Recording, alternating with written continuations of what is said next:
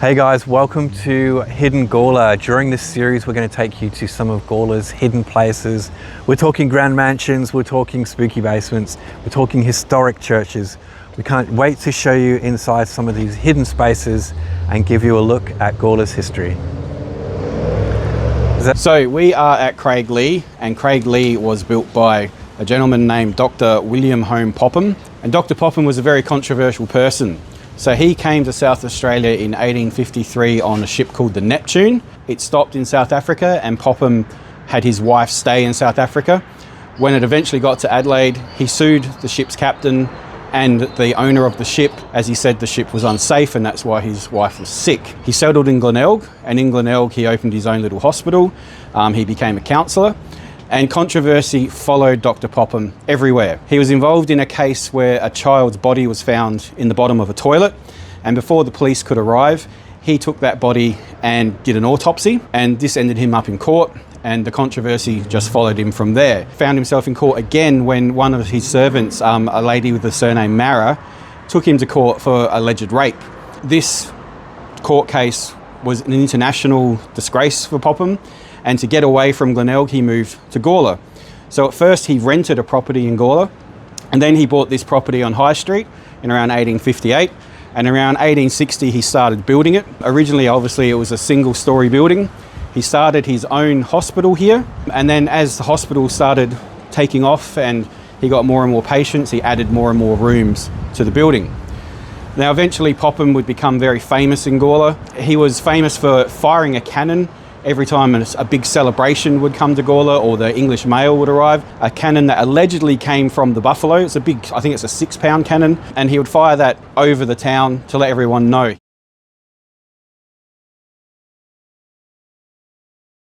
So yeah, he was very famous around the town. As I said, controversy followed Popham.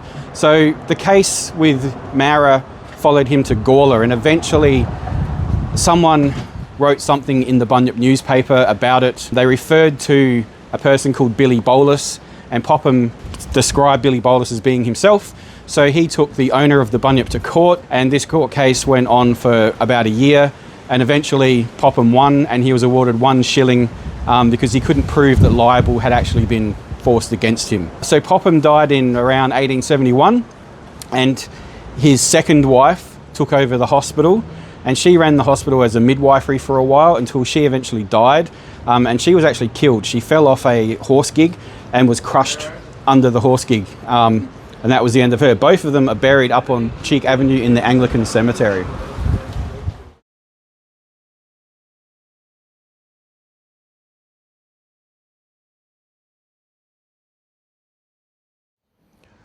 So after the Pophams had left this building, so Dr. Popham had passed away, his son took over the building, and eventually the building was sold and it became a private residence right up until the 1990s when the Vidoulis family bought the property. And then during the 1990s, this place was a restaurant known as Popham's. So the restaurant was mainly downstairs. There's not much in the historical record about what was where, but we do know that people enjoyed a very good fine food here at Popham's restaurant.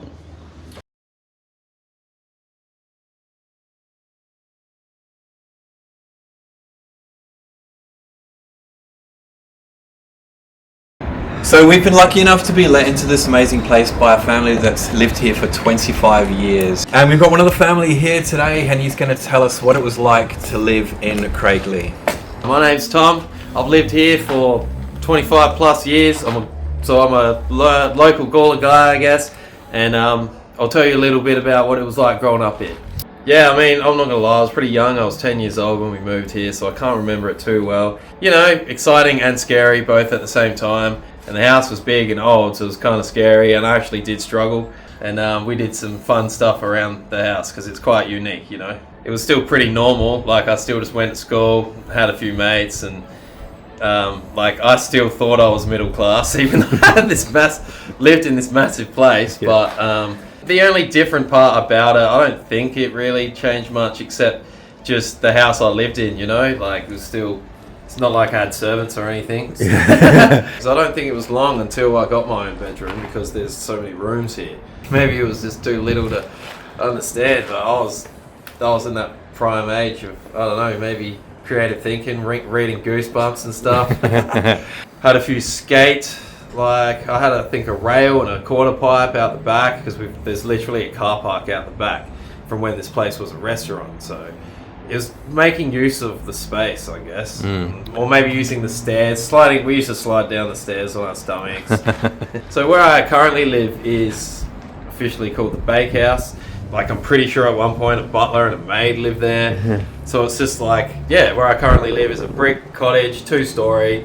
But and then, like, basically me and my younger brother would hang out, like, more really. We'd be skateboarding, we'd be, you know, drinking, we'd be smoking, just that typical teenager stuff, man. And, like, there are stories, definitely, but you know, come ask me about it in person. There's one door that always, like, and it will pop open, and, like, sometimes it won't be windy. It's been a bit random. It has been a bit random. Like, there are times where it just wouldn't happen, and it would only happen when I was upstairs. Like, it did that, I swear, like a good 5 or 6 times in a row. So that started to get a bit spooky, but no, I haven't had any visions or anything. Sorry to say, guys. Okay. One interesting thing about living here is, like, things are going on even when I'm not doing anything. When I'm trying to have a quiet night, and I'll literally hear, like, a crazy person down the street yelling at 3 in the morning.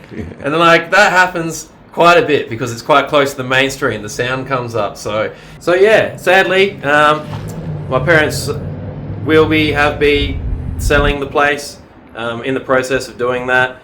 I will be hanging around here a little bit longer though, which is nice, get my affairs in order. But yeah, it's been great living here. It's been fun. I'm going to miss it, but I'm glad that I've been here and I was able to tell you guys a little bit about it. So thanks for having me.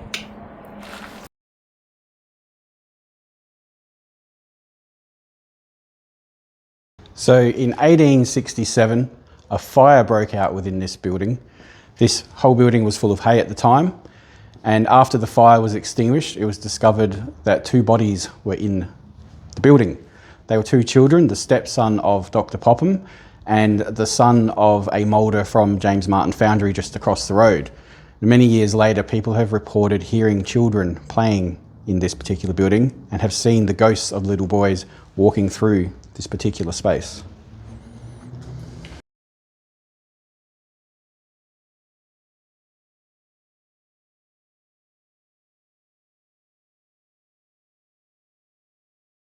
So this room here, we are told was added on by the original Dr. Popham's son, but this room was part of Popham's restaurant, and this would have been a dining room. Currently, it's a living room, and it's very grand.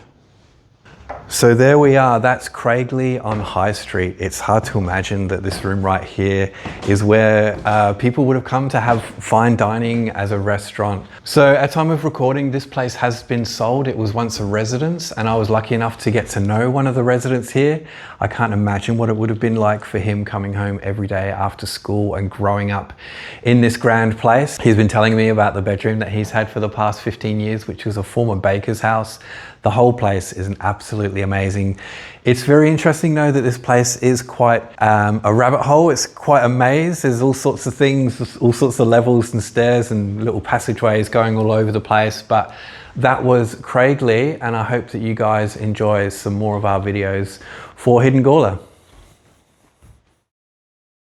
Well, I don't know whether your parents went away and you had a big party or you just... I can't talk about that. I can't. Just so you know, I can't talk about everything. No that party here. No, not a party house. No.